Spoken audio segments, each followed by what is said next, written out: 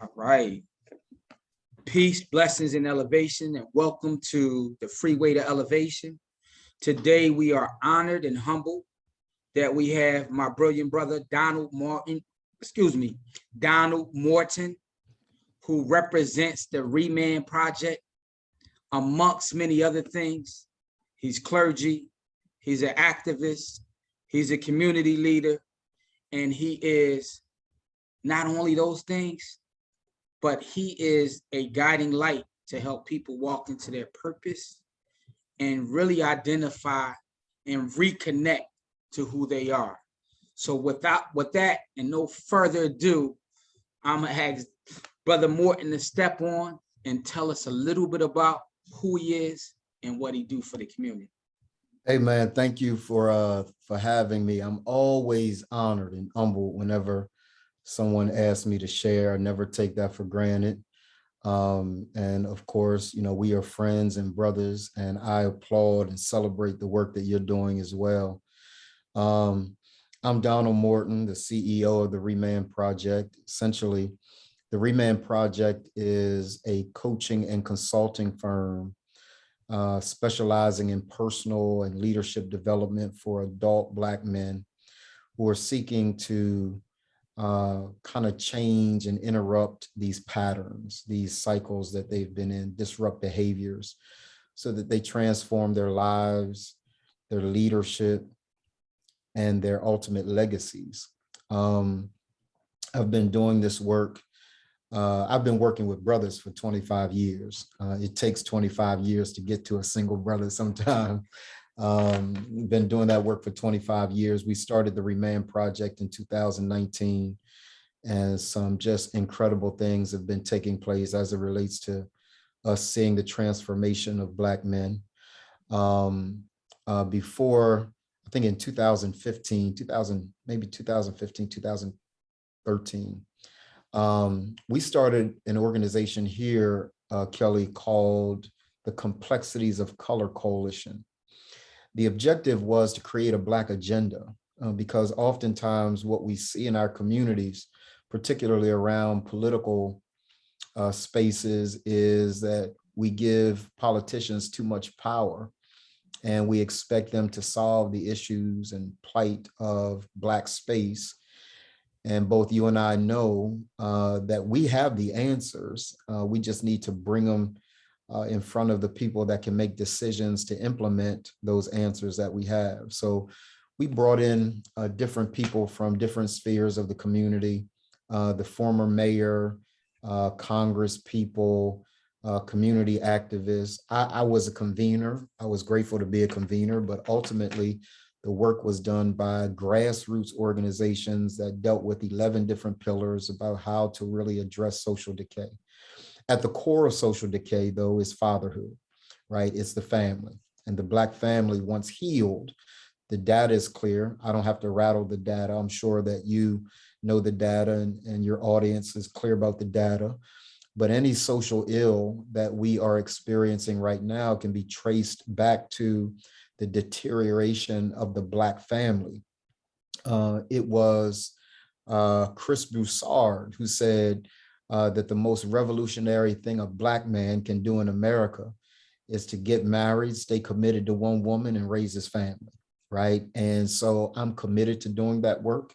I also believe that it's manhood before fatherhood, right? And then ultimately, we want to create Black businessmen who can contribute to the overall society and ultimately Black culture. So those are the stages that we kind of go through, how the Black family and fatherhood in particular becomes a mainstay with the ReManned Project. And I'm sure we'll get a chance to talk a little bit more about that. So that's a bit about who I am. That's the long version. Look, I don't think it's the long enough version, because it's a couple of things that they don't know, but they will get to know some more of this in a second. But before we even go into the next question, I will be remiss if I didn't ask you this, Donald. Give us one thing that you're grateful for right now, considering you've been doing this work for over 25 years and doing it at a high level. Yeah, a great question, man. And this is going to sound a little brown nosing, but I'm grateful for Kelly Little. And here's why. A major part of the work that we do now, Kelly, is centered around meditation and mindfulness. And we knew a bit about it. We executed what we knew, but it wasn't until I met you that it really prompted me to kind of think about it in different ways. You were the first one that created a compartmentalization from meditation and mindfulness. I've always heard people just kind of lump them together, and you confidently said, yeah, they are not the same thing. And so it prompted me to really study and do some work around the whole issue of meditation. And since our conversation, Kelly, that part of my life, because I am a former pastor, and I think I asked you this during one of the session that we were on, is there any conflict, right, that exists, any tension that exists between the practice of Christianity and mindfulness and meditation? And you said unequivocally, no, there isn't, right? There is a synergy between the two. And I have found such great comfort, bro, in me, and now in the practice. I just finished reading a book. You probably have already read it, but it just kind of blew my mind. The book was called Breaking the Habit of Being Yourself. And that work by Joe Dispenza, something like that, phenomenal work around the rewiring of our brains based on meditation and science, right? So it wasn't just some philosophical anecdotal conversation, it was science. Yep. And you were the first one that really taught me the science of meditation and mindfulness. So that's a long way of me saying to you how grateful I am that revolutionized my life, because I couldn't teach anything that I didn't understand. And, I did my best to teach it because I knew it was important. But it wasn't until I met Kelly Little that I was able to understand how all of this works, along with Jason Aviles. And so now it's a part of my own practice, and teaching it is easy because it's a part of my own practice. Oh man, that's powerful. Yeah. And it's funny because, our other brother, so Patrick Patterson. Yeah. So Pat is always posting his new connection over the last year. And shout out to Pat, because today is his birthday. It's his birthday, 47. That's, yes. I said it earlier. That's my big brother that's younger than me, but that's my big brother. I love that cat. Yeah, he loving this, man. He kind of like you, he fell in love with meditation. And for us, particularly the population of people that you are targeting and you are helping to move through muddle, through weeds, through objects that's really trying to prevent them from stepping in their purpose. Yeah. When we think about it, when we can't go outside, if we just go inside. Oh, without question. Without question, man. And so a friend of mine talks all the time about the 6 inches between our ears, right? Dealing with mindset.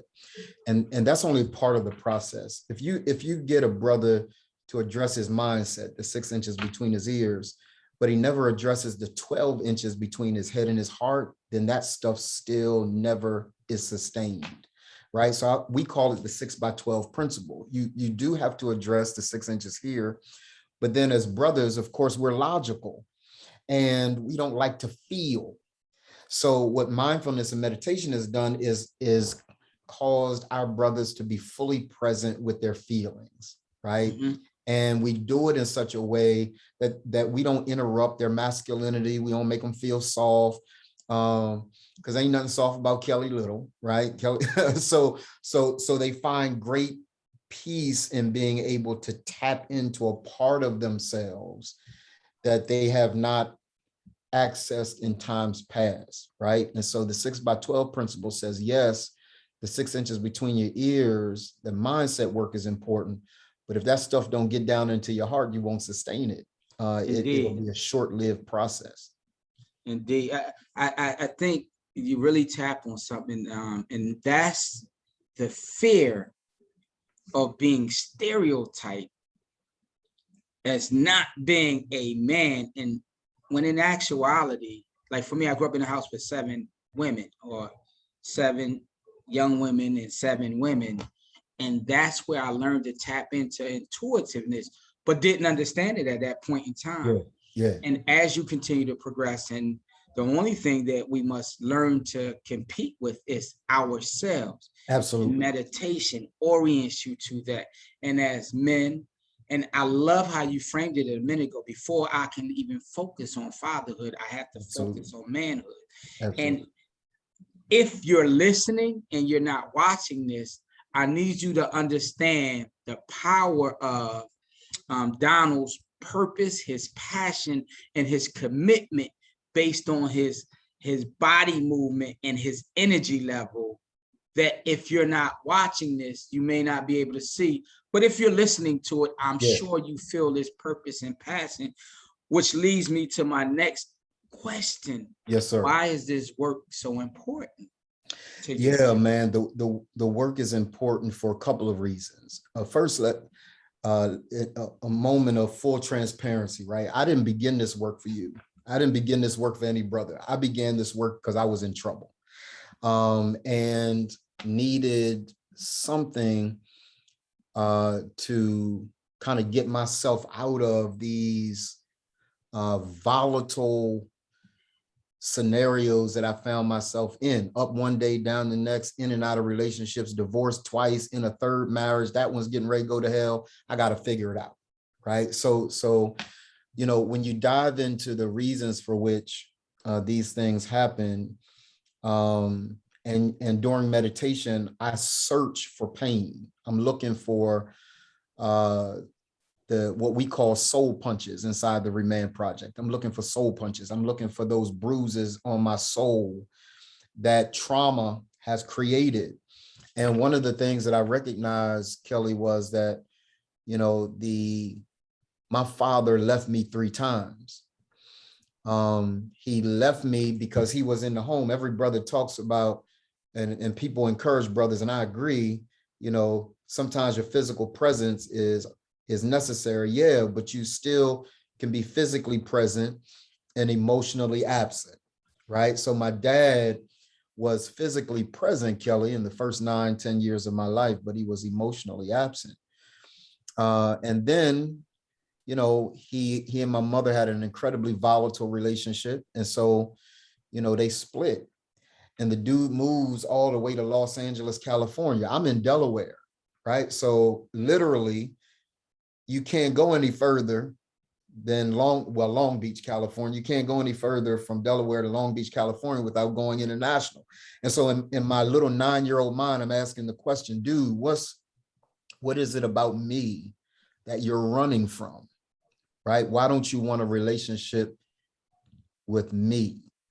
Then he and my mother decide that they're going to get it together, right? And they're going to, you know, he's coming back home. My mom tells me he's coming back home. I'm elated. And I come home from school one day, and my mom and I were supposed to go to see a movie. And so when I got home, I know my mom's face. So she was sad, and she said, I got to talk to you. I said, well, what's going on? We ain't going to the movies. And she's like, no, we can't go to the movies, baby. I said, okay, well, it's good. She said, your dad died. Yo, Kelly, I mean, a week from him coming home, the dude died, right? So he leaves me emotionally, even though he's present. He leaves me physically, go all the way to California, and then he leaves me eternally. That's trauma, man. Yes. Right? And yet we didn't have terms for it back then, right? I didn't know terms about trauma. I just knew I missed my father. I knew that when he laid his body in that box in front of a church, that I was angry because there were some questions that I would never get answered by the only man I got in my life, I got a sister, I got my mom, I got my grandma. I ain't got no other dudes in my life, right? And now the one that I need to ask about chicks, I need to ask about sex, I need to ask about all of these other things. You know, I'm pissed. Everybody's crying. I'm like, man, this clown. I'm mad, right? So my uncle's like, you good? Everybody's crying. I'm like, man, listen, I'm good, right? I'm angry. And so it wasn't until years later that my grandmother on my father's side gave me a letter that he wrote her. And listen to this clearly, Kelly. That dude said, and I still got the letter. It's on my computer on the home screen. Wow. He said two things, right? He said, one, tell my son I loved him. I didn't know how to be a father. Secondly, my only prayer is that he be the man I never could. So everybody asked me, my real name is Edward Donald Morton Jr., right? Everybody asked me why I use Donald, because everybody called him Donald. My objective is to honor his legacy, to be what he couldn't be, because he didn't have a relationship with his father. He didn't know his father. He goes into the military, Kelly, and gets his birth certificate only to find out that the name he thought he was named, he wasn't named. Identity. My dad's in pain, right? And that pain carried over to his relationship or lack of relationship with me. So I started this work because I was jacked. I started this work in honor of a dad who wanted to do better, didn't know how to do better. And I found out that most of these cats are good dudes, Kelly. They're good dudes, man. They just don't have the tools, right? They don't have the tools. So I started this work for me, and now thankfully thousands of men across the country and literally around the world, Nairobi, Kenya, Bluefield, Nicaragua. We're in Panama now, Accra, Ghana. These are places that we're, of course, in Delaware. We're in Los Angeles, California, Houston, Texas, Tennessee. But the work starts with my own brokenness and me having to face that and recognizing that my brokenness was not unique, that most Black men are broken as well. And if I could do something to introduce them to healing in the same way that I was introduced to healing, that the hope is that they'll go back to their families, they'll go back to their culture, and they'll make an adjustment for their families and the culture overall. So what you just said, and I need everybody to understand this, particularly many of us who come from Black and brown families who never knew their father. One of the things you talk about, you felt angry, you felt disappointed, and you were hurt, right? And so perspective is everything. Yes. As a young 9-year-old, that's all you know. Yes. And this is why it's critically important for those mothers and for other folk to be able to share that this has nothing to do with you. And although you can be a great other parent, we can never replace the impact or effect that a father has on his son or his daughter. Yeah. Right. And then you talk present and presence. Yes. Two entirely different things. Yes. Just because I'm in a home for 25 years. Yes. If I'm not engaged with you and I'm not listening to you and I'm not seeing you, then I'm just as absent. Absolutely. And then I flip this because it's a lot of fathers who may not physically be in a home that fall in those statistics, but they are physically engaged in that young person's life. Absolutely. And so they are a benefit. Now, when I take that, and y'all heard why Donald said this is important. That story is so powerful that it will move a 2-story building into being a 4-story building, because intergenerational, right? Because we can't think immediacy. We have to be thinking 2 to 3 generations downstream. Right, Kelly. And when he helps these fathers to be engaged, it has a biological impact Absolutely. multiple generations downstream. So Absolutely. I'll take that, right? And around why is it so important to you to move into how or what are some of the myths and stereotypes, and you just alluded to it a little bit, that you've seen associated with these men, that as you continue to work into restructuring their thought process and those 6 inches, Yes. that it transforms how they interact inside their place of employment and inside their home. Tell them. Yeah, man. You know, so let I always begin by saying this, Kelly. One of the things that we are big on inside the ReManned Project, and I won't use the terms that we use, but inside ReManned, we say tell the bleeping truth. Whatever you do, face the reality, right? We don't want no fallacy. I don't want no stories. Tell me what's real, right? We call it smash mouth football. We play smash mouth football inside the ReManned Project, right? Because most of these guys are having tools of escape, right? They escape with women. They escape with drugs. They drink themselves to death. My father drank himself to death. On his death certificate was chronic alcoholism, right? He tried to escape, right? And so, you know, some of the things that people think about Black and brown fathers, Kelly, are true, right? That we are present. To your point a moment ago, we're present. The data says that we are more present than other fathers of other races. We are more present as Black and brown men, right? And yet at the same time, we don't have the tools, man, to do what's necessary. And every man, I'm speaking to every man that's listening to me, my guy, everybody knows we want to be adept at what we do, right? We hate not knowing what to do. We hate not feeling resourced. We hate, feeling inexperienced. We like to win. I've not met a man, Kelly, that don't like to win. We love to win. So at the end of the day, what I have seen are brothers who genuinely want to transform. They love their kids, man. They love their wives, but nobody has taken the time to really address the unique contribution that only men can make.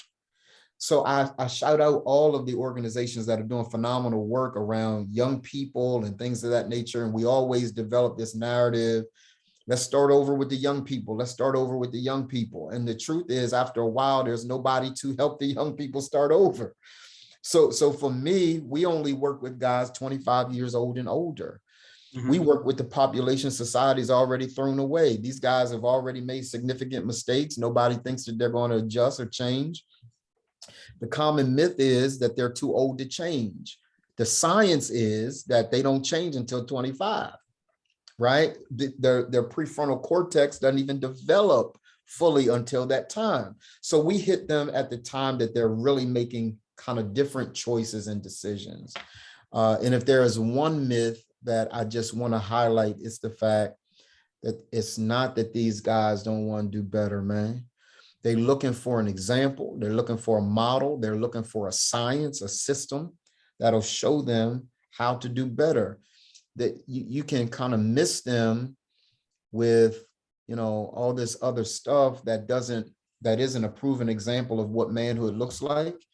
And, some of the stuff we teach flies in the face of an effeminate society that seeks to emasculate Black men, right? Mm-hmm. And inside the ReManned Project, they are fully committed and fully allowed to be men, right? And that's that language, It's it's masculinity. It celebrates the unique contribution that they bring to society and to family.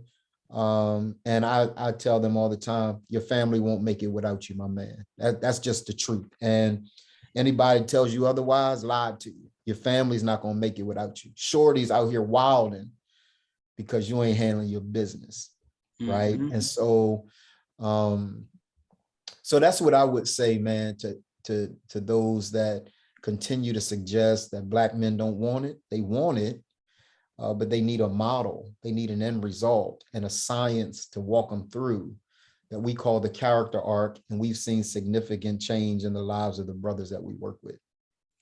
See, that's powerful. And what you're talking about is one of the things that I often like to share, because this model of let's go ahead and let's start with the babies. And don't get me wrong, we have to start with the babies, but then we also got to start with the moms, and we have to start with the fathers, because it's a comprehensive and integrated approach that truly creates a dynamic and transformative impact on families and children. And as you talk about not even developing mentally until the age of 25, particularly for men, then now we know that, okay, we create this change, and to your point, involve present, but not really having the necessary tools. But let's not even forget or leave out, from an employment standpoint, if I made bad decisions, bad choices, I ended up in prison, or I court discharge. Now, certain people don't want to give me an opportunity. When we say this is a land of opportunity. Exactly. And we're supposed to forgive, because if we look at the whole concept of like the second piece of America, because again, it was people way before, but all those people were given second opportunities. So we have conditioned people for over 400 years to think that they were less than. And so we have to have the Donald Mortons to create remanning this concept.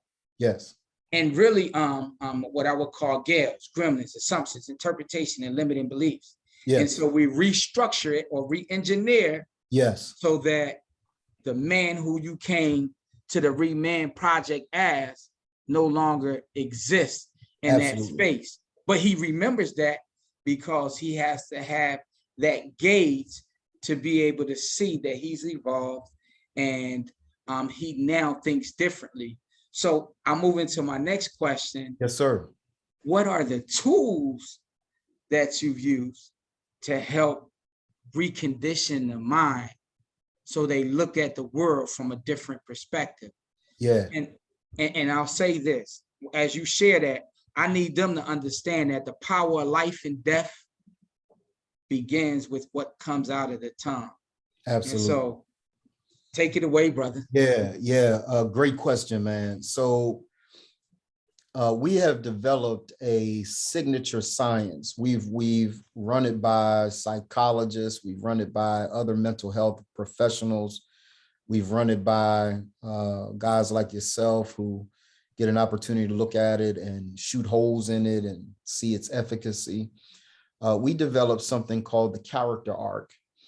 The character arc is literally a 5-stage process, but the overarching theme of it all is a sense of spirituality, connectedness with your creator, whoever you call your creator. That's not our twist, right? This is not a Christian organization. We've got Christians, Muslims, Buddhists, agnostics. So it's not, it's not about Christianity or any of the 4 major religions. It's about, having a connection and a congruence between you and your creator, and then internally with who you are, right? So that there's not this abrasion between who you are and the stress that you're under, the trauma that you've got to experience every single day, that there's a way to be able to deal with that. So the science is 5 stages. We take them from the overarching theme of spirituality, where we teach them answering those 2 questions. Who am I? identity. Why am I? Purpose, right? When the purpose of a thing is not understood, abuse is inevitable. So a lot of these guys are not living out their full potential because they don't know what they're here for. I have no idea what they're here for. I can take one of my wife's shoes and bang a nail, but that ain't the purpose of the shoe. The purpose of the shoe is to set that pretty lady up on heels. In the Baptist church, Kelly, they called it propping her up on every leaning side, man. Prop that girl up for her to be able to walk and switch and me to be able to enjoy that, right? The purpose of the shoe is not to drive nails, but I've seen people drive nails with shoes, right? And ultimately you damage the wall, you damage the shoe because the purpose of the shoe is not to drive nails. These guys that are out here wilding, killing one another, it's because nobody took the time to introduce them to purpose. Identity is the second thing. Who am I? Right? When I understand who I am, I don't get mad when someone disagrees with who I am. I'm clear. So if you came on and you say, "Hey, Don, that's a nice black shirt," or if I came on and say, "Hey, Kelly, that blue Scully you got on, man," is you be like, you don't get upset with that. It's not a blue Scully. I'm not gonna get upset about something I know. When guys get upset because they perceive disrespect, it's because they're unclear about who they are. It don't matter to me what you say about me. I'm clear about who I am. I'm made in the image and likeness. In the ReManned Project, we don't call him God, we call him the source. I'm made in the image and likeness of the source. The source of everything lives deep within me. And as long as I'm aligned with that, I'm good, right? Let's say that again. Say that again. Yeah, I need them yeah. to hear that. So I'm aligned with the source. We call God the source. He's the source of everything. And as he lives deep within me, as long as I'm aligned with that, right? I don't take my cues externally. I take my cues internally, right? I go inside, figure out what he wants me to do, act on that, and my life is the better, right? So ultimately, brothers that are missing potential because no one took the time, Kelly, to unveil who I am and why I am. And in order to get to that, it takes patience because there are layers of trauma that you got to spend time pulling off before you can even get to why you exist, right? It's covered with a bunch of stuff, man, that no one has taken the time to really address. So that's the first stage. The second stage is we teach what you will know as an internal and external locus of control, right? I teach them that what's on your side of the fence belongs to you. What's on the other side of the fence belongs to them. So my responsibility ain't to change them. My responsibility is to change and control only that which is on my side of the fence, right? I teach them a sense of ethics and values. Who am I? Not who I was taught by my parents to be, not who I was taught by my preacher to be. Who am I that the source created me to be, right?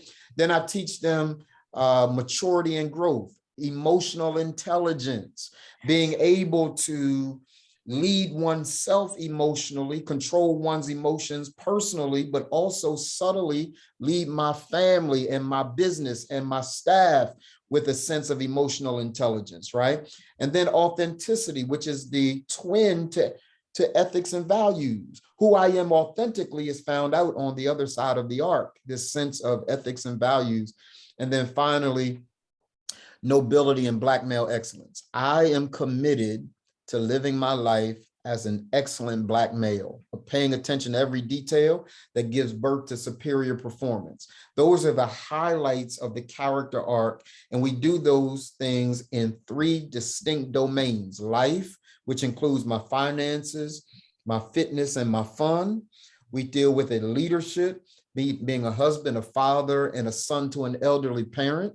And we deal with it dealing with my legacy, which is my business, my culture, and my philanthropy. I gotta leave something to the culture. It's not just about me and my children. The culture is suffering because I'm not adequately contributing to the culture that brings about its own transformation. I tell guys all the time, my man, I ain't even after you. I'm using you to change a whole culture, right? Because if I can get to Kelly, or if Kelly can get to me, and Kelly gets to his family, Kelly's family changes a culture. Right. So it's not just about the man, it's about a whole culture that Black culture has deteriorated into that I'm trying to make sure we save. Man, let me tell you something. So in order to re-engineer something or reconstruct something, you first have to have a blueprint. And so as you just laid out this blueprint, right, you've raised the level of awareness and consciousness to where that individual is. And Yes. so one of the most critically important thing is to know thyself. Absolutely. You talked authenticity. Absolutely. And to thy own self be true. Absolutely. Now that moves out into every person you interact with, particularly young people, because young people have been untethered, yes, at that stage by society, yes, which means they the closest thing to the source, yes, as you all use it. yes, And so because of that divine nature, now you're able to influence them in a way that changes that culture that you just talked about. yes, And we break those habits, yes, or interpretations, yes, perspectives, yes, that have not been serving me, which is why sometimes we duplicate having the same problem, because we hadn't really been aware. Absolutely. And we didn't get the lesson. Absolutely, Kelly. Without question, you have hit it.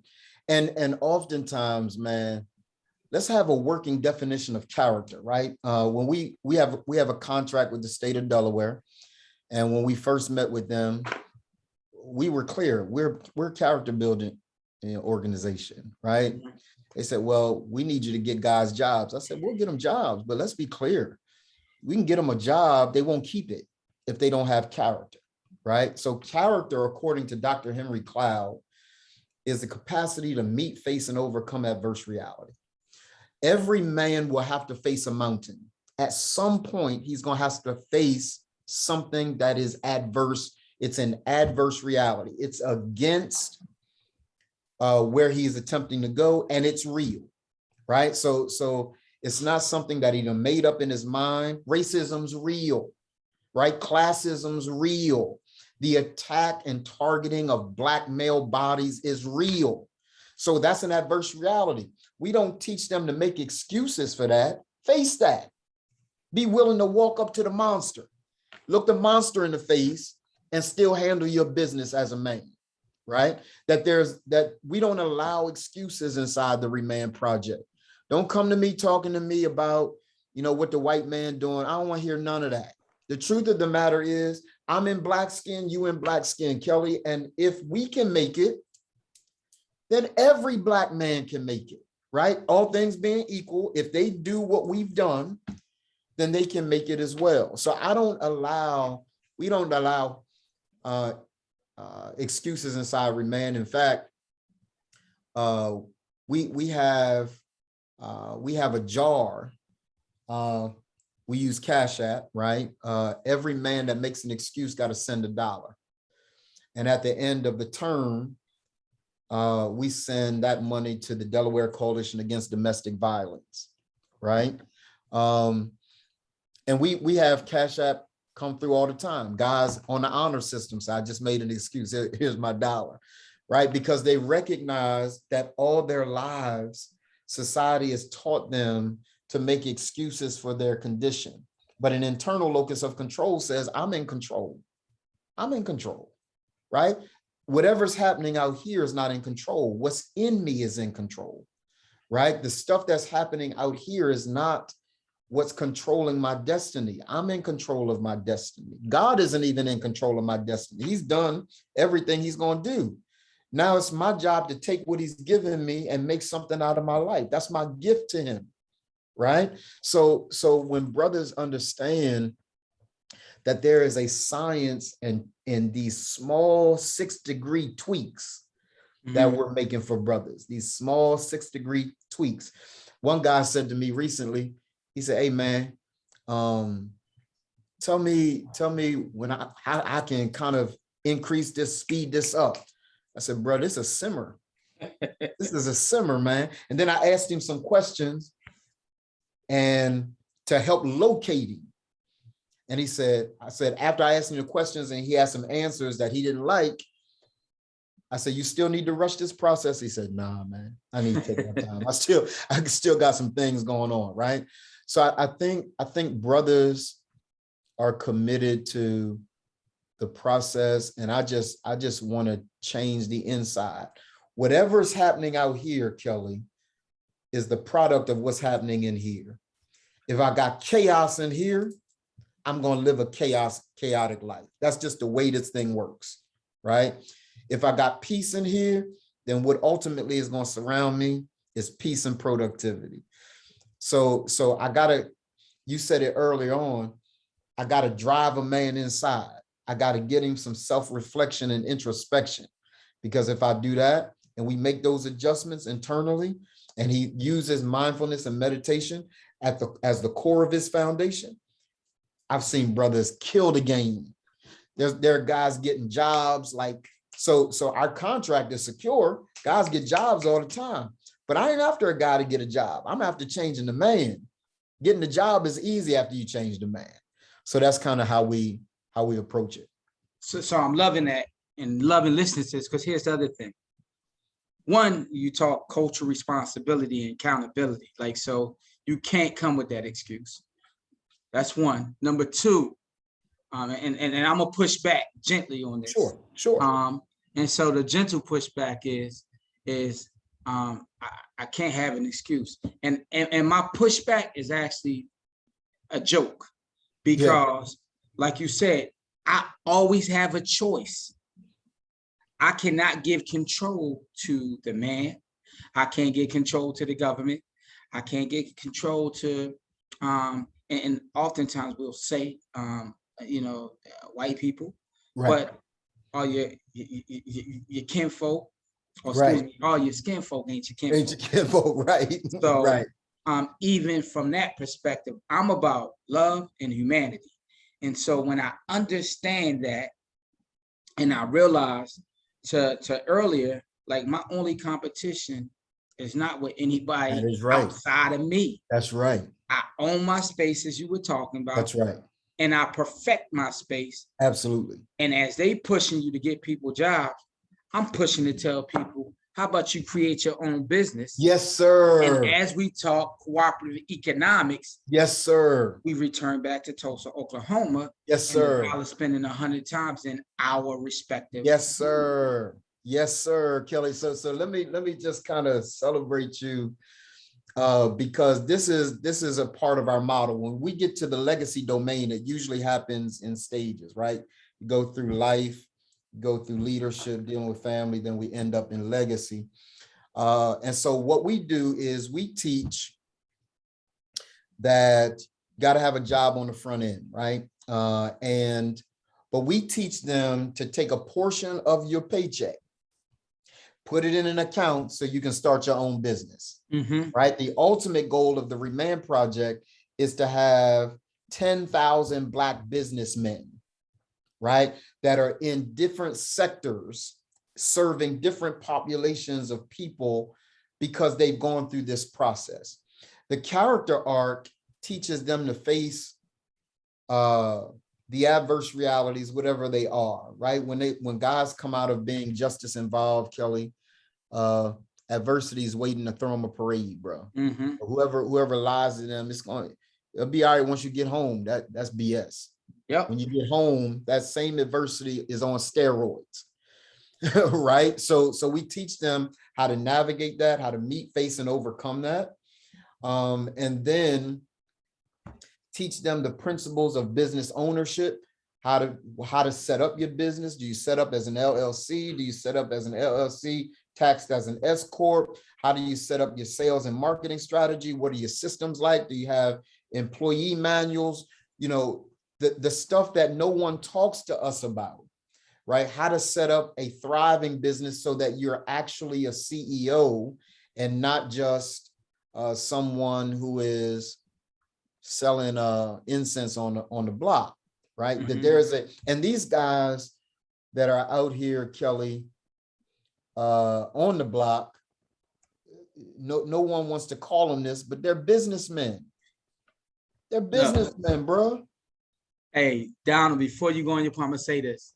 So with young people, I know that world intimately. Yes. Growing up as a next door neighbor to your place. Yes. Delaware, Philadelphia. Yes. So what I created was for young people who was out there and they was hustling and they was always on the grind. I created a program called the Grind Academy, teaching you how to move from illegally navigating that system to legally navigating that system. Because to your point, I got an MBA and I learned way more in the streets of Philadelphia Absolutely. than I did in the MBA. Absolutely, program. Kelly, without question, without question. And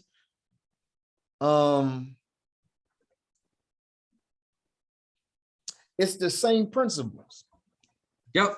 It's the same principles. The principles on the block, right? The same principles in your that are used in the MBA: marketing, sales, structure, staff. It's all the same. These guys are already leading major businesses. Yep. We just got to get them to come to this other space, because that business is only 3 ways out, my man. I tell him this all the time. I tell my son this too, just to kind of keep him clear. Hey, that game got 3 ways out, man. You walk out, you get locked out because you go to jail, or you get carried out. You get you get killed. Ain't no other ways. That game is clear. It's an unforgiving game, right? And so being able to tell those guys, because they not, that's how you and I solve the whole idea around these guys saying, I'm not going to work at McDonald's. I ain't asking you to. I'm asking you to go to McDonald's, perhaps spend a year there, put some paper aside, right? And use an account to start your business. And I want to teach you how to start a business, not just to start it, but to sustain it, right? I want to partner with Small Business Administration, making sure that they come in, they talk to our boys, several of what I call super friends that come in and share with them, you know, how to handle business, sales, and marketing. Listen, man, I want every one of us to win, and to do it at this intersection we call the sweet spot. The sweet spot is the intersection between life, leadership, and legacy. If you saw 3 ovals interconnected, that place of interconnection is what we call the sweet spot. We call it the pocket.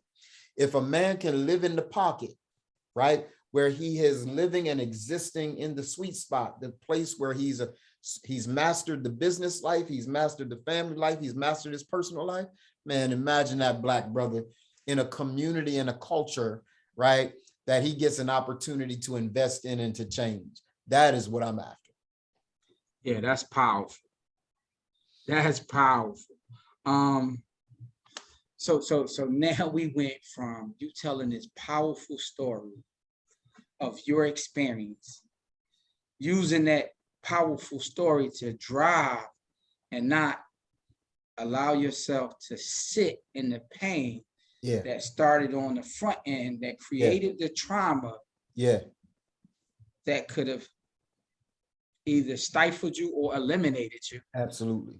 You went back to your history, and so we go back to chemistry, tie back to Kemet, since I see that tag there. Absolutely. And now we move that over into how we repackage that for men, particularly Black men, all over the world. Absolutely.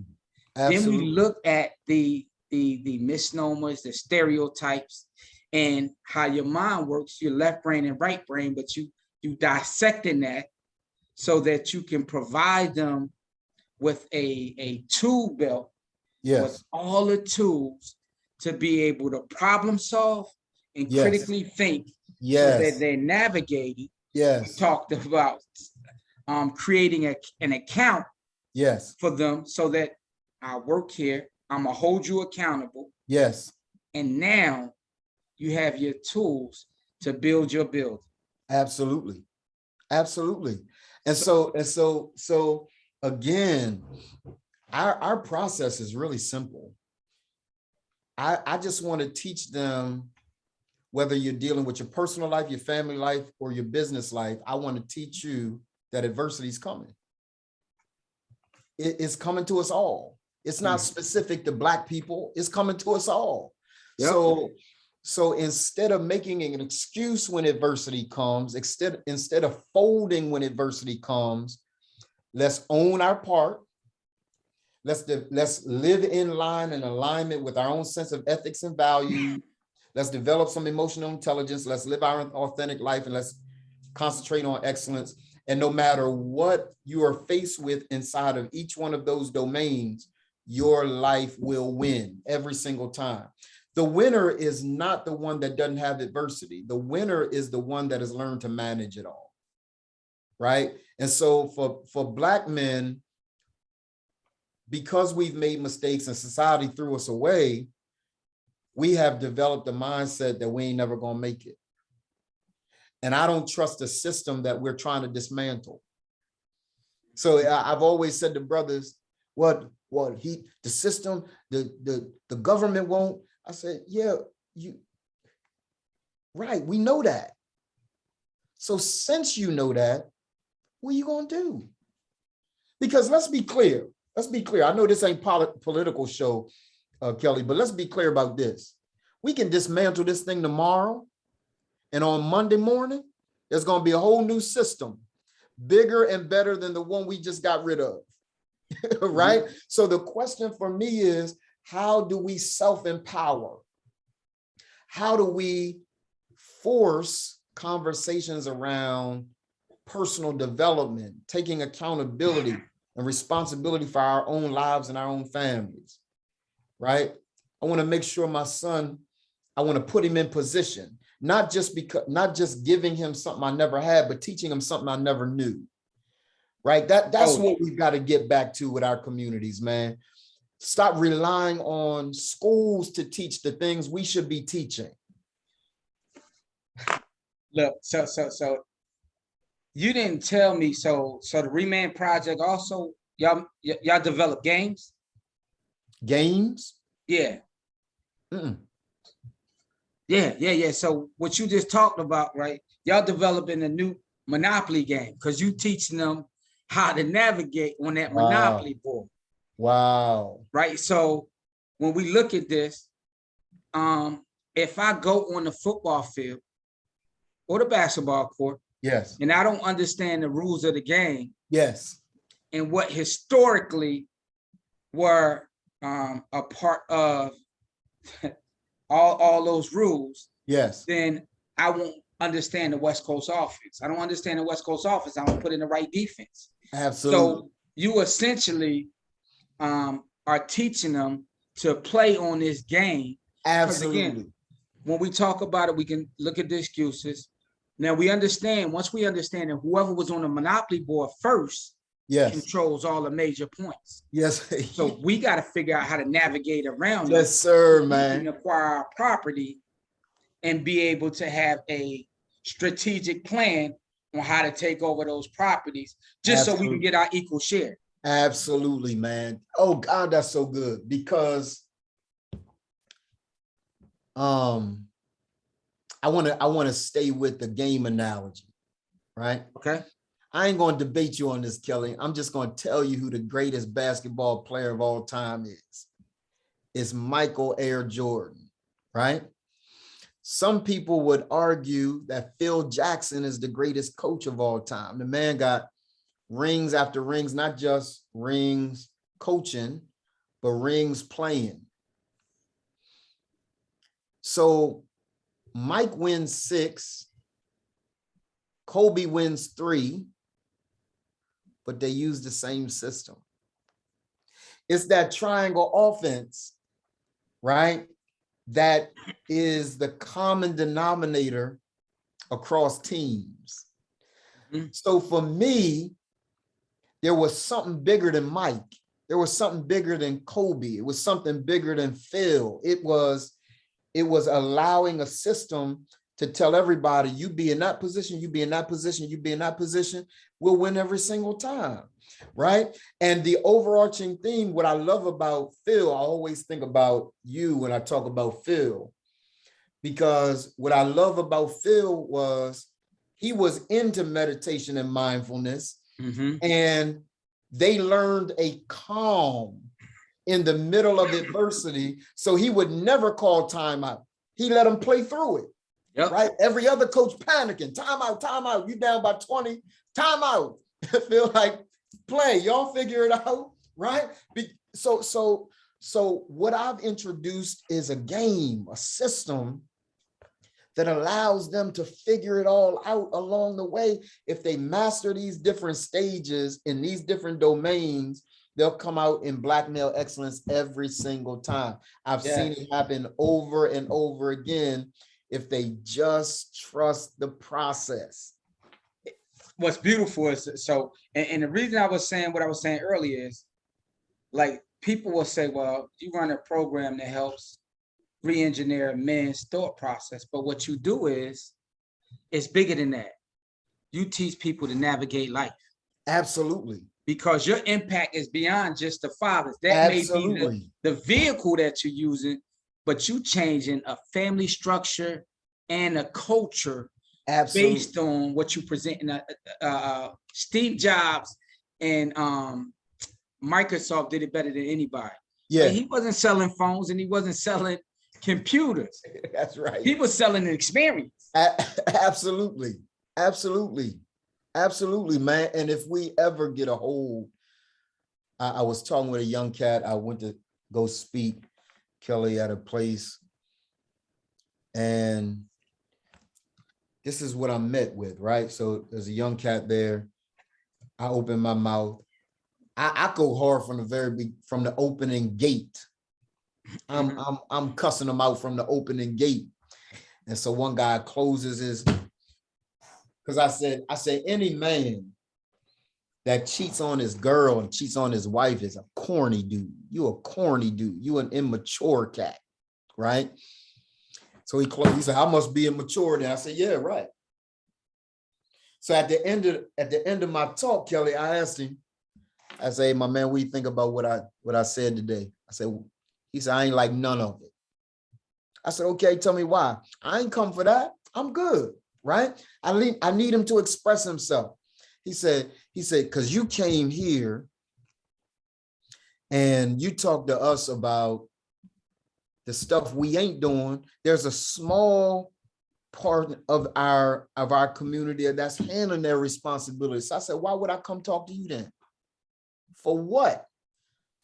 Right? I'm after the majority, by your own admission, that's not handling their responsibilities. You see, I get it, but I ain't even, listen, I don't care, because I tell them all the time, strap the culture on your back. This culture needs you. My brother said, I don't give a damn about the culture. Yo, I love that cat. I'm going to go see him graduate. He said, I don't give a damn about the culture. I care about my 2 girls, right? And I said, I get that, man. But let me tell you this, bro. He said, these young people out here now, Dr. Morton, will lay you down, leave you in the street. They don't care, man. And so my job is to protect my little girls, to give them an opportunity to grow up.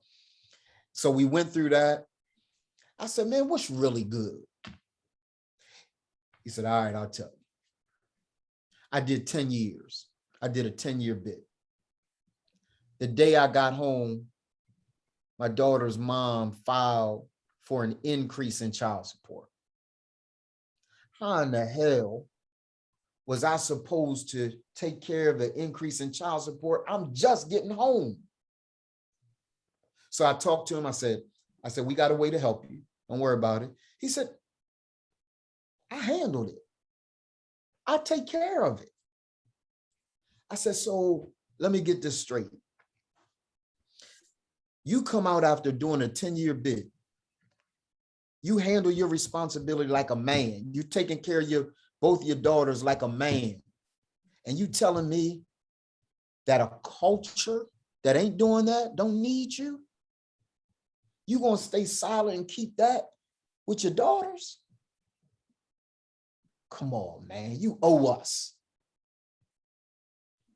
All right, Dr. Morton. Then he opened his arms, hugged me, said, I love you, man. I said, I love you back. Right? Most cats would have been offended by his initial response. Yep. It's trauma. But the most cats, that the reason why you was able to navigate and embrace him, yes, is because you already knew who you were. Absolutely. Absolutely, Kelly. I know who I am. That don't offend me. So I start laughing, right? He said, you done came in here on some old Steve Harvey shit. I said, bro, I get it. And I'm thinking to myself, there's a whole lot of cats that I could be offended being compared to, but you gave me Steve. I'm okay with that. I'm okay with Steve, right? But he was so angry at a system, right, that was attempting to kind of keep him from his highest and best. And my position with him and with every Black man is there is no system that can keep you from your highest and best. Indeed, indeed. Hey, look, but the other piece of, because 90% of the time, this is from my time being in the clinical space. Yeah. It's not really just the system. It's also my challenges with myself. Absolutely. And absolutely, Kelly. Mistakes I made, choices I made, and we don't give ourselves grace. And that's what I love about your program, because that spirituality piece, yes, in addition to, like, I don't care what nobody say, some of the people who need the most mental health. Yes. And I need everybody, I know it's taboo, particularly in our community, but mental health, we take off the TAL, we take off the TH, it says men here. Women as well, women here. That's our space to get back to who we are. And when we, to your point earlier, now why I had to have you repeat it, because I'm always telling people, when you get angry, you get frustrated, or you get sick, most of the time it's because you're operating out of alignment with who you are. It's not tied to your morals, your character, and those things. And it then manifests into a sickness. Absolutely. So you are reducing and eradicating sickness by re-engineering minds. Absolutely, man. And again, shout out to you, bro, because I knew a portion of what I was doing. But you gave me the full plate, right? So now we got guys. I had one guy come into the ReManned Project, learn about mindfulness and meditation. He said, man, that shit don't work. He said, I tried that. That shit don't work. That same brother, Kelly, after I sat in your session, taught those brothers, that same brother is now leading meditation during the ReManned Project. Oh, that's what's up. Right. So we were able to get him out of just asking, give it a chance. He gave it a chance. And now he's the most effective leader of our time. We open up every session with mindfulness and meditation. We don't open a session without it. That's beautiful, because you know, one of the contracts me and Pat work on together. Man, that's the first thing I do. Gratitude. Then I'm gonna move you into some meditation. Yes. We're gonna do some breath work. Yes. And then for my brothers who are not as confident, we're gonna set some affirmations. And then we get to talking about child support, talking about what you consider to be a challenge, what I call a part of the journey. So we learn that lesson. Yes. And then we're able to develop your customized plan. Yes. To move you into operating in your purpose. Absolutely. Through mindfulness, which is your awareness. Absolutely, man. So we call it we call it two things. We call it a spiritual regimen or a cocktail, right? And we give them, there are 3 inside the ReManned Project. One is meditation, obviously. The second one is affirmations. We have also learned affirmations. Affirmations ask questions, right? Of the affirmation, I am rich. Affirmations ask, why am I rich? So it gives my soul permission to ask questions of itself, right? And it gets rid of the affirmations that create self-doubt. Because when I say I am rich, or I am healed, or I am a king, my spirit that is unhealthy will say, yeah, right. Right. But when I ask the question, why am I a king? Or how am I a king? Then my soul asks questions of itself and comes up with answers that creates an anchor for the very thing I say I am. Right. And then we do this thing we call write scripture. The Bible is nothing but a collection of stories between a man and his God. That's all it is. And we can call it anything we want to call it, but I'm astute, right? With doctrine, and I'm a studied guy. So what I recognize is the Bible is a book of principles. It's a book of stories and history between a man and his God. So for me, we teach men, what's your story? What's your journey? Document. We don't call it journaling intentionally, because brothers, when they hear journaling, this is some soft stuff, right? So we call it writing scripture.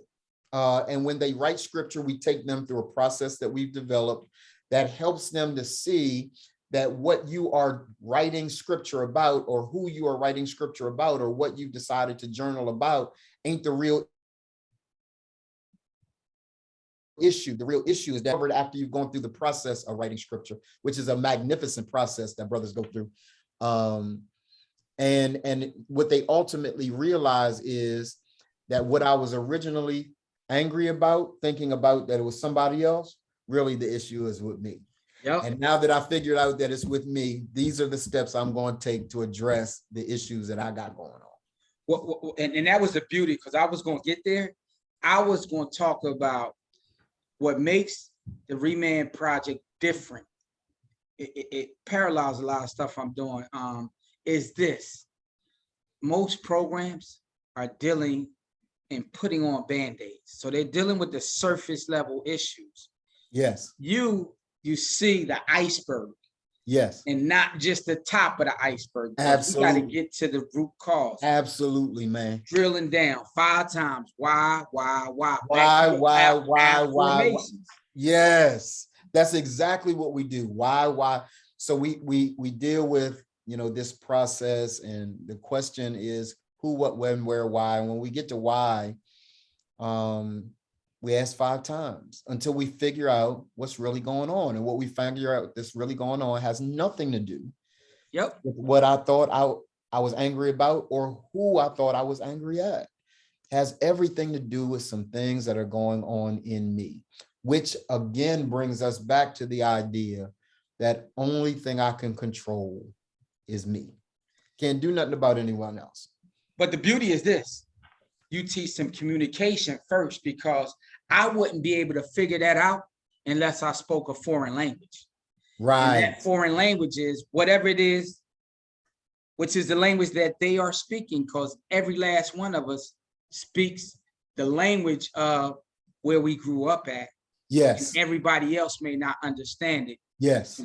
Sister Maya Angelou, the great ancestor, said, people forget what you say, forget what you do, but they will never forget how you made them feel. Absolutely. Trust in relationship. Absolutely. Tie back to your emotional intelligence, brother. Yes, sir. Outstanding. I need you to do me a favor before we do anything. One, give them some resources and maybe 2 to 3 points that they can build on based on the model you use at the ReManned Project. Yes. And then I want your website, IG, anything in terms of how they can connect with you, and how they can leverage you as a speaker to benefit their organization, that they can create some upward mobility and how they're challenging things. Yeah, I'd be honored, man. So At the core of all the work that we do, I probably won't even give 3, Kelly. I'm gonna give 1. Okay. At the core of the work that we do is this sense of spirituality and who I am at my core. We are not physical beings. We are spirit beings, right? And we're having a very natural experience, but we're spiritual beings. So the foundation of all the work that we do, the overarching theme of everything that we do is what you taught us. And that is what you taught me. And I just taught them, right? And we bring you in to talk about it with them. In fact, I'm gonna put you on camera just to ask you to do a master class with me so that we can teach them again, right? But it's at the core. When people come to my house, Kelly, nobody says, Donald, you got a nice foundation to your house. Nobody says that. Everybody says you got a nice house. The foundation is often ignored and under-celebrated, but it's the most important part of the process. Mm-hmm. Spirituality at its core is the most important part of the process. It's underrepresented. No one talks about it. Everybody ignores it. But when you don't have it, the rest of the process is going to crumble, right? And so I would really endeavor to tell every Black man and everyone listening that a major part of what the ReManned Project does is get to the core of what's going on, right? And it is not what they're telling us. And the reason why it's not what they're telling us is they don't know. They don't know. And what they don't know, they can't articulate, right? So we dig deep inside, and we have licensed clinicians that are part of our work as well. Mm-hmm. But a sense of spirituality that answers 2 questions that is often covered by layers. Who am I? Why am I? If you can answer those 2 questions, they're well on their way with regard to the journey. And then the other thing I will say, man, is another part of this process, this ethics and values. We call it the PVS. We call it living by your own code, right? So as a man, my responsibility is to be disciplined enough to live by my own code. I don't live by what anybody else got going on. I don't have relationships based on how anybody else treats me. I have relationships based on my own internal code. So I'm at, you said it brilliantly, the struggle's with me. It ain't with anybody else. I've been with my wife 3 years. That's my baby. Her name is Tiffany. Shout out to Tiffany, right? That is the love of my life. I love her, right? And we went through a really, really difficult period, Kelly. And I spent a year investigating me, right? I found out that it don't take 2 to change a marriage, only take 1, right? That if I could address me, heal me, get me whole, the rest of it will follow suit. I promise you it will, right? So for every brother that's listening, wondering how to fix his relationship, deal with you. Stop focusing on her. Deal with you, get yourself together, and you become the thermostat for your relationship to make the adjustments that it needs to make.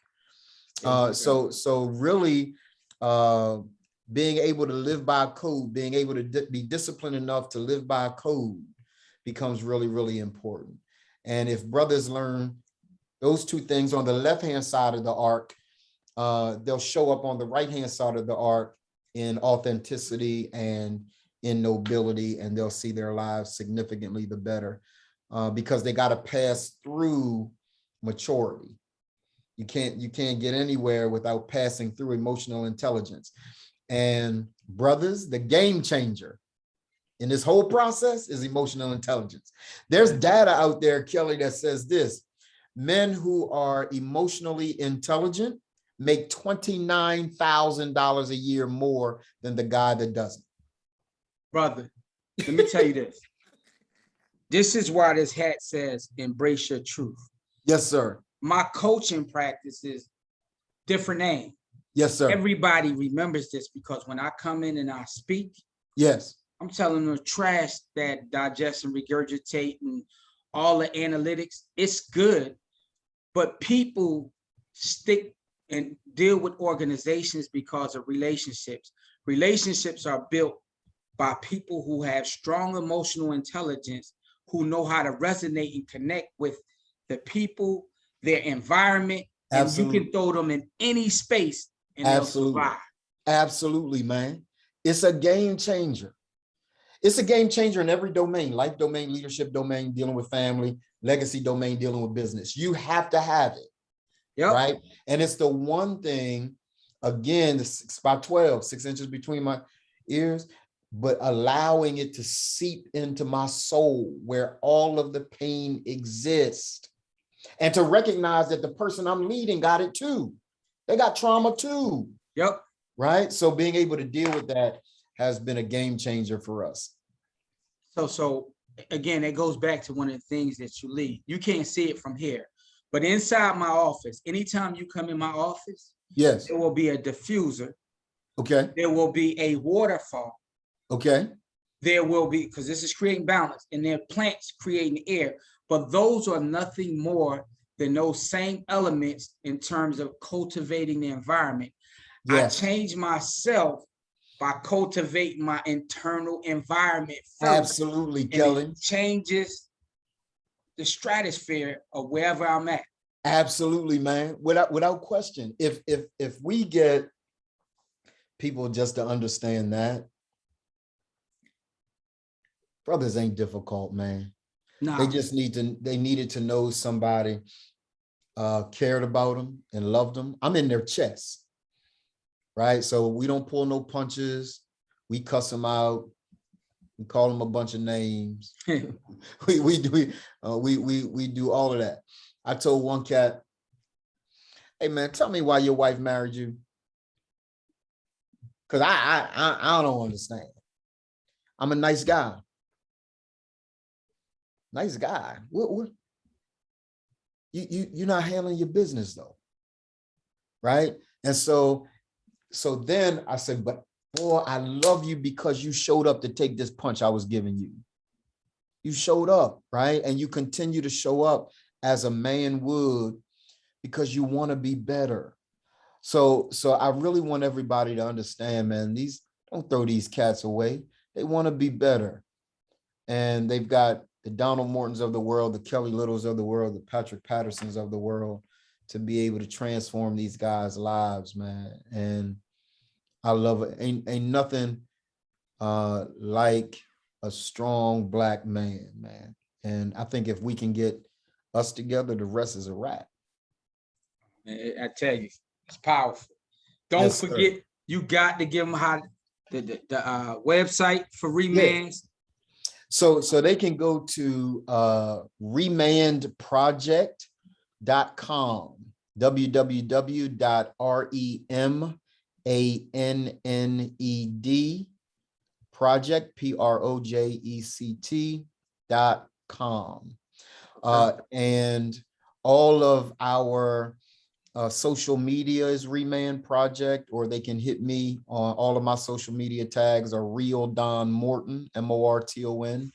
And let me also shout this out, Kelly. On October the 14th through the 16th, ReManned Live 2021, we call it Capacity, is happening in Destin, Florida at the Sandestin Beach and Golf Resort in Destin, Florida. Man, when I tell you this event's gonna be fire, it's gonna be fire. It's for Black male business owners, Black male fathers and husbands, Black males in particular, but business owners, because again, to your point earlier, we have a goal to raise up entrepreneurs. It's the single most beneficial way for our culture to redevelop and for them to be able to create economic vitality and freedom for themselves and for their families. But we also want them to know you can have it all. You don't have to have a strong business and your family go to pot. You can have a strong family, a strong business, and your personal life be solid. That sweet spot, that pocket, we want them to know you can have it all.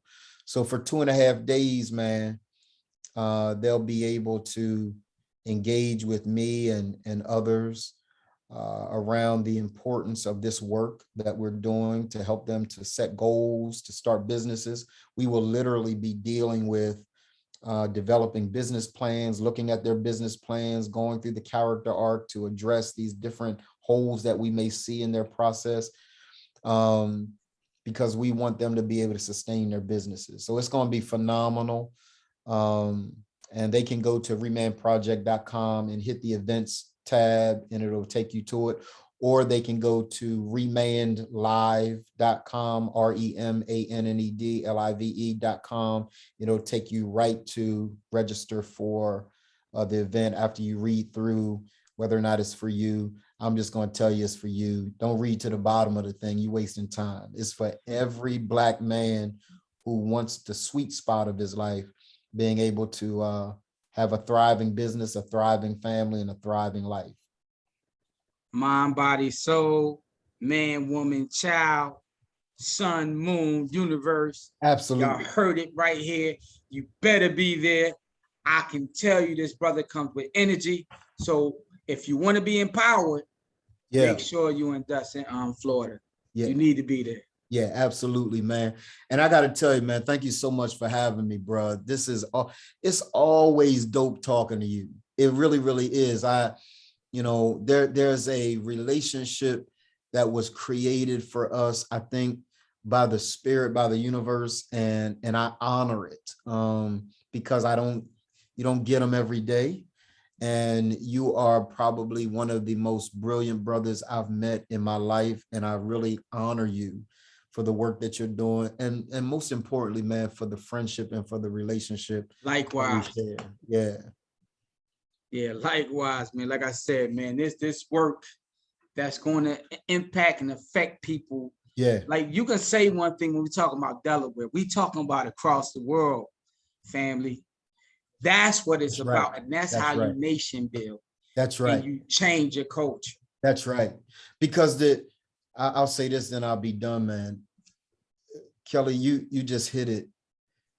This is not a United States of America problem. This is a global problem. The problems that you and I are seeing in our country are happening in Accra. Yep. They're happening in Nairobi. They're happening in Nicaragua. They're happening in Panama. I've got a director of international affairs. His name is Rob Watson. He's in Panama right now. Just sent me a text and say, hey, man, I'm setting us up in Panama.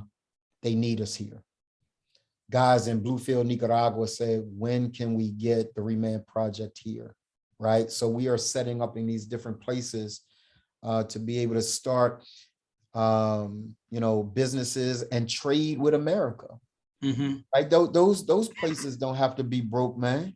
I've got good friend Chris Coombs, who does a lot of work with Africa, and he's a senator here and a brilliant guy. So I'm going to be talking to him, man. We need trade, with those Black businessmen over there so that they can take care of their families. They don't want a handout. They just want access. Look, in this age of the new digital revolution, right? We need to make it happen. Which leads me to the other thing, which I almost forgot about before we get off here. Yes. How can they support and how can they donate to the ReManned Project? Yeah, thank you. So if they go to ReMannedProject.com, that's the center hub. There's a donate button where they can donate, and also, the ReManned Project has a nonprofit arm, so they can. It is a 501c3 organization. They can donate and write it off. And they're able to also be there are two components to it, Kelly. So they can be a part of the mastermind, which are a bunch of dope Black male business owners, or they can be a part of the ReManned Project membership, which is brothers from all walks of life. And we tried to create two different price points because we wanted to make sure that every brother would have access. Mm-hmm. So the mastermind is a bit more. When they go, they'll be able to apply. We don't even take everybody into the mastermind, but the ReManned Project membership is for every brother. Okay. Right? And that's only $99 a month for guys to be a part of that worldwide. And that's really the footprint that we want to grow. I can only work with about 50 guys in the mastermind. I can't take any more to that because you can't serve them all effectively, right? But the ReManned Project, the membership, where we've got other coaches and things of that nature, for $99 a month, they can grow and develop and grow their businesses through the masterminds of different teachers and instructors that we bring in from across the country. It's bananas good. And so we want every brother to connect. And then they can, again, they can donate. If there's a sister watching and she said, I just want to support the work, she can go right to remandproject.com, hit the donate button, and it'll pull it all up and she can donate right there. Hey, look, and sister, if you're watching and you listen this long, then that tells me there is somebody in your sphere of influence who need this program. So make sure you get them connected to the ReManned Project. This work is critically important and is vital to the culture continue to grow and return back to its brilliance. Absolutely, man. Absolutely, without question. And sister, if you considering getting married, send that brother through the ReManned Project. Our goal as well, because I've been married 3 times, Kelly. Clearly, I didn't know what the hell I was doing. Right? Nobody gave me tools other than my mentor, Mike Freeman. He gave me tools. But now I got it popping. I know how it works. I've been able to navigate. And I wish somebody would have taught me the stuff I'm teaching guys. So our goal as well is to dismantle divorce, right? The majority of divorce cases, Kelly, are applied for by women, by wives, which means that they get frustrated and fed up, like, I'm out. Right? So that means if we can somehow change the trajectory of how husbands are showing up, then we at least kind of limit the kinds of divorce that we're seeing. So we're working on a number of different fronts, no matter what domain a guy's in, but we're doing the hard work, man. And I really, really appreciate you for allowing me to engage your audience today. Man, it was my pleasure. And again, this work is vital. See, all these programs out here feel like other programs a threat. Like you said, I understand my role, my space. My space is to do this work, but there are, like to your point, it's only so much I can do. Absolutely. And as my brother, but then as a sound businessman, I understand what your model is and the impact that it will have on the culture. Absolutely, man. Absolutely. Let's uplift each other. Yes, sir. Absolutely, man. And I also just want to acknowledge the work that you've done with the ReManned Project in serving our guys with mindfulness and meditation. One guy in particular, and the guy that you served, he's another one who just sent me a book. Like, you got to check this book out on mindfulness and meditate. The book I mentioned earlier, he sent me that book. Right? Wow. One, Breaking the Habit of Being Yourself. He sent me that book. Right? Wow. It's the guy that you coached. Wow. Yeah. So I think we have a real solid model. I'm working to make sure that the business long outlasts Donald Morton, right? That it's not revolved around me. We also have Kelly affiliates, right? In different countries and different states. There's also a tab to become an affiliate, so they can kind of get that information, sit down and talk with us about, what they desire, how they desire to see the men uplifted in their communities, and we'll set up an affiliate in their area as well. Oh man, so last question. Yes, sir. When can we expect we got Destin, Florida, but when can we expect the ReManned conference? That's destined. So it happens every year. It happens every year. And it's always 2.5 days. It's always the second week in October. And so that's exactly what capacity is. It's the Okay. conference for the ReManned Project.